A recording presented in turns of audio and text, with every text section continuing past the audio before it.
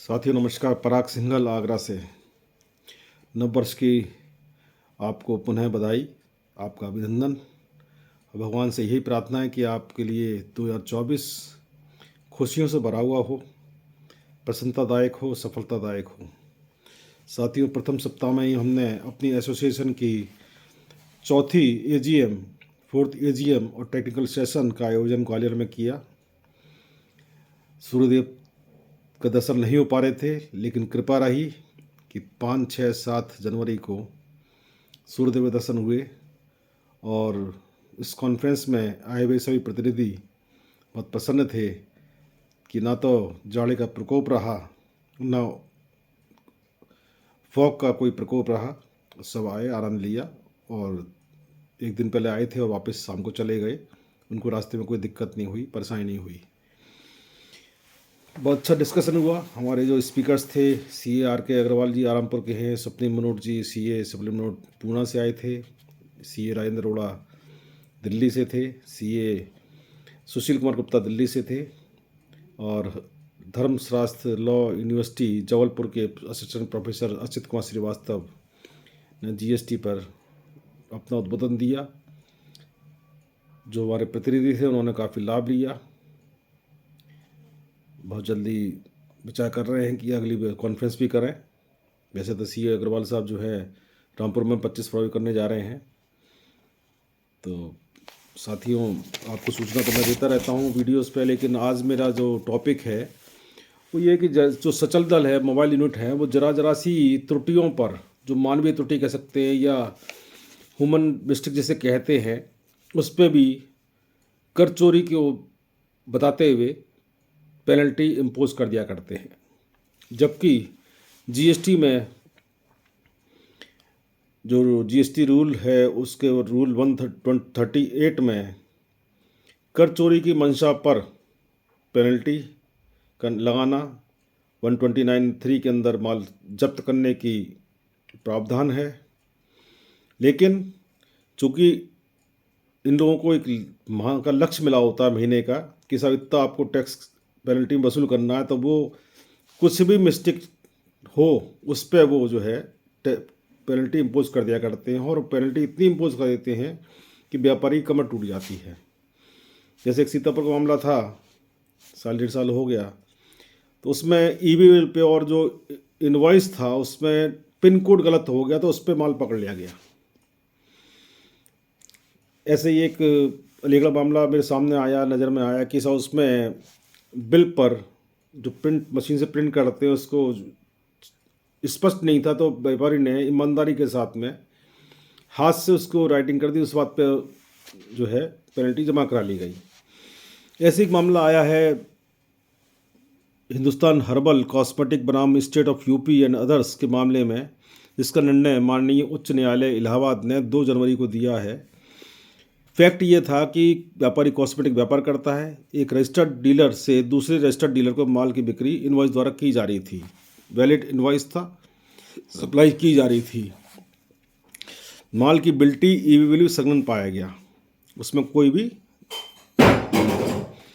अब e-way bill के part 1 जो वाहन संख्या है, जो वाहन जब पार्ट 1 जो होता है, पार्ट 2B जो होता है, इसमें ट्रांसपोर्टर द्वारा जो व्हीकल नंबर जो किया जाता है उसमें DL1 AA 3552 अंकित पाई गई, जबकि व्हीकल संख्या जो था वो DL1 जो पाई गई वो DL1 AA 3552, जबकि वास्तव में जो उसका व्हीकल नंबर था वो AA 3522 था। इसमें कर चोरी की मंशा नजर नहीं आ रही है।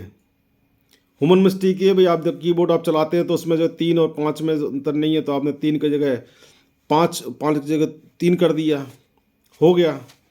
कोई रात का समय होता बुकिंग करने का, या दिन में भी होता है, ओवरलोड होता, आदमी भी जैसे सरकारी अधिकारी भी ओवरलोड हो जाता है काम का, वो भी जब इरिटेट होने लगता है, कर्मचारी भी इरिटेट होने लगते हैं। ऐसे भाई व्यापारी कर्मचारी इरिटेट होने लगते हैं, भैया आपने माल जाना है, जल्दी करो, ट्रांसपोर्ट जल्दी करो साहब, जल्दी करो।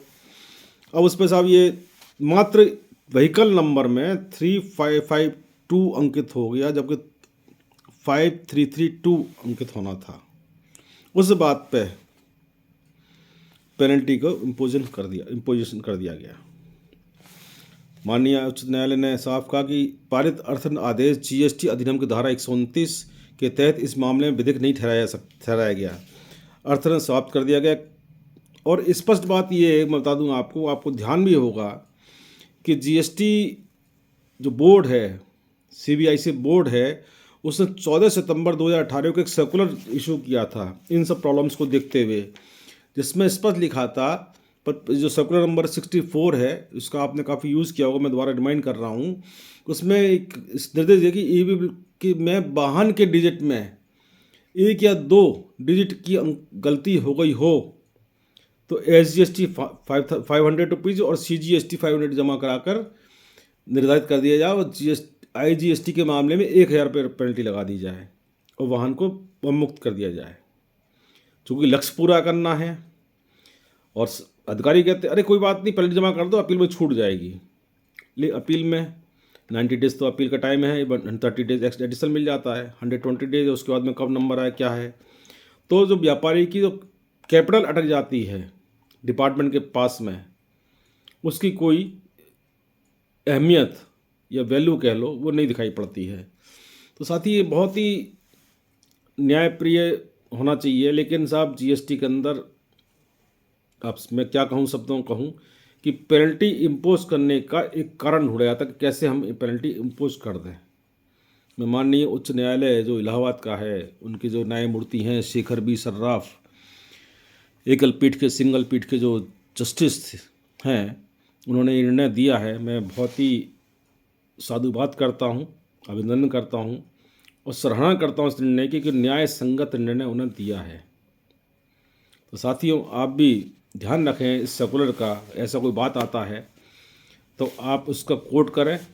जैसे कन्नौज में भी हुआ था, मैंने कोट किया था उसके अंदर और वो माल छोड़ना पड़ा था उनको। तो न्याय ये आपका 2 जनवरी से 2024 को डिसीजन आया है जो माननीय उच्च न्यायालय इलाहाबाद का, इसको भी आप कोर्ट्स कर सकते हैं। तो ये साथी बहुत ही प्रैक्टिकल डिसीजन है, इसका लाभ ज़रूर उठाएं। और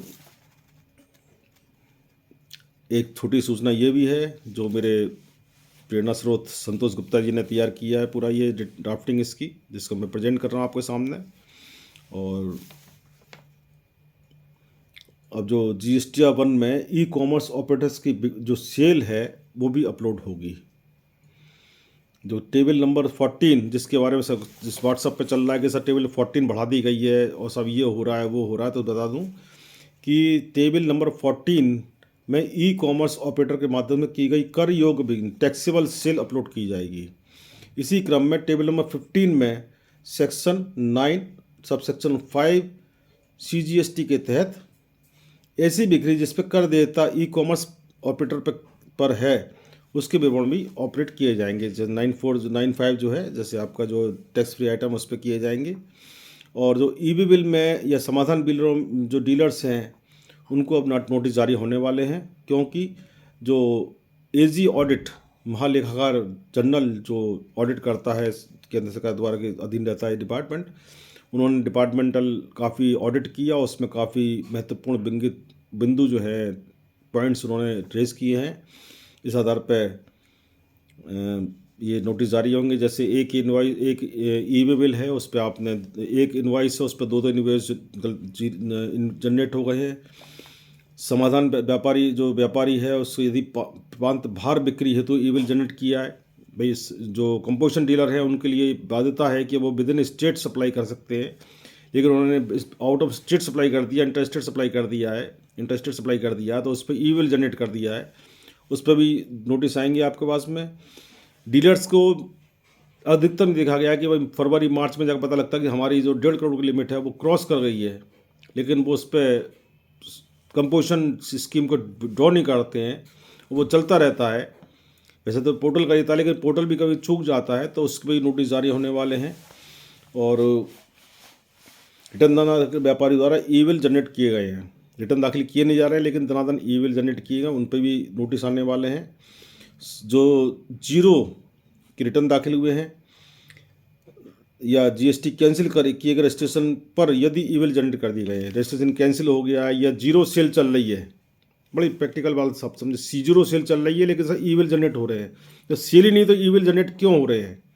तो ये सारे इश्यूज़ एजी जो है ऑडिटर जनरल भारत सरकार ने जो ऑडिट किया उसमें ये पॉइंट रेज किया, तो डिपार्टमेंट इसके लिए नोटिस जारी कर रहा है। आप तैयार रहिए जवाब देने के लिए। डरा नहीं रहा हूँ, लेकिन जो प्रैक्टिकल इश्यूज हैं, जो आपने गलती कर चुके हैं, उस पर आपको जवाब देना ही होगा। धन्यवाद, नमस्कार, जय भारत, जय हिंद।